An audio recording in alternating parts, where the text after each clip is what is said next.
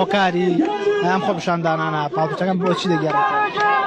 ئەم خەڵکە هاتوون داوای ئاشتیەکەن، داواکەن کە هێزە سیاسیەکان یەکگرتوو بن و پەرلەمانی کوردستان دانیشتنێ بکە کە شەڕی کورد و کورد تەحریم بێ و کاتی خۆی پەرلەمانی کوردستان بڕیارێکی هەیە بۆ چوونە دەرەوەی سوپای تورکیا لە خاکی هەرێمی کوردستان. ئەو بڕیارە نوێ بکرێتەوە.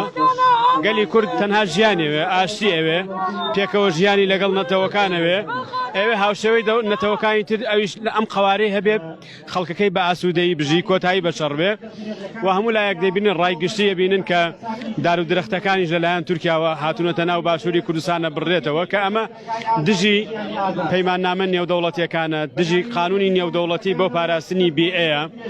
ئەرکی حکوومەتی عێراقی و هەرێمی کوردستانە پارێزگاری لە خاک و خەڵکی کوردستان بکەن و ئەرکی تورکیایە مەسلەی کورد بە جدی وەربگیرێ و پرۆسەی ئاشتی تازە بکرێتەوە و کێشەی کورد لە ڕۆژهەڵاتی ناوەڕاست بە شەڕ چارەسەر نابێت. یعنی 100 ساڵە زیاتر شەڕ و شەڕ و شەڕ جگە لە خوێنی خەڵکی هەژار، جگە لە کوڕی فەقیر کەس نەبوو بە قوربانی. هەوەی هەیە قوربانیە کە خەڵکی فەقیرە کێشەکانی ژەرۆک و خۆیان ماونەتەوە. ئەوە چوونی بەڕێز بێدەنگی لایەنە سیاسیەکان بەزایەت دەسەڵاتدارانی هەرێمی کوردستان و حکوومەتی عێراقیش بۆچی ئەگەڕێتەوە لە بەرابەر ئەم لەشکرکێشانەی تورکیا بۆ وەشێک لە خاکی هەرێمی کوردستان؟ خۆی سنوور بەزاندن پێچەوانەی یاسای نێودەوڵەتیە.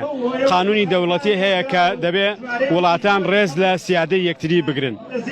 سیادەی عێراق سیادەیەکی لاوازە و پێگەی هێزە سیاسیەکانیش پێگەیەکی لاوازە. لەبەر ئەوە وای کردووە دەوڵەتانی ناوچەکە بە ئاسانی تەدەخل لە ژیانی سیاسی لایەنە سیاسیەکان. دەسەڵاتدارانی تورکیا دەتوانن استفادەی زیاتر، سوودی زیاتر لەم لاوازی سیادەیە ببینن؟ بێگومان نەخێر. عێراقێکی بەهێز، کوردستانێکی بەهێز لە خزمەتی تورکیاشە، لە خزمەتی ئێرانیشە.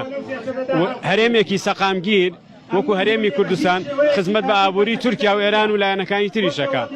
بەڵام ئەگەر شێوی هەبێ، کێشە هەبێ، بێگومان کێشەکە بۆ تورکیاش سەرکێشە.